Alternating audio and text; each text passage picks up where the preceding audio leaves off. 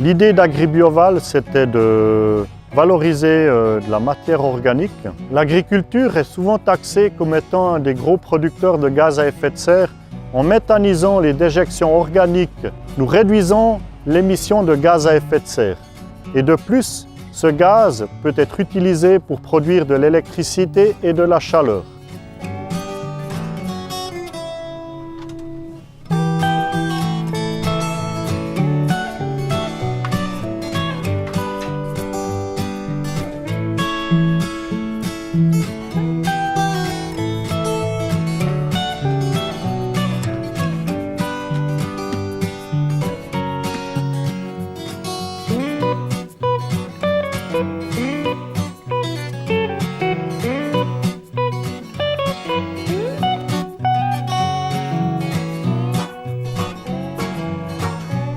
On livre tous nos engrais de ferme depuis les débuts d'AgriBioval.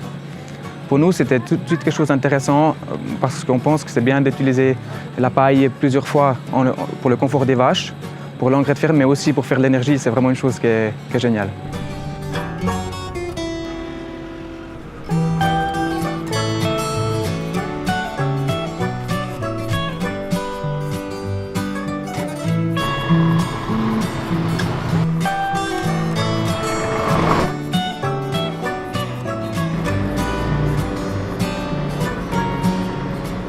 Les engrais de ferme qui sont produits par des agriculteurs sont réceptionnés sur l'installation, puis elles sont broyées et après introduits dans le digesteur où il y a des bactéries à l'intérieur qui, eux, produisent du méthane à partir de cette matière organique.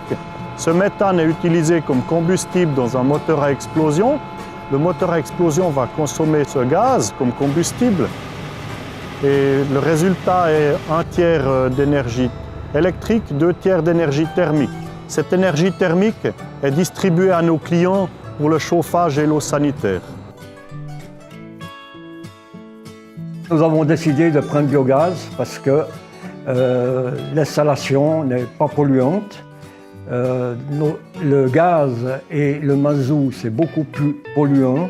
Et en plus, le biogaz ne nous a pas coûté plus cher à l'installation que si on avait changé la chaudière à gaz.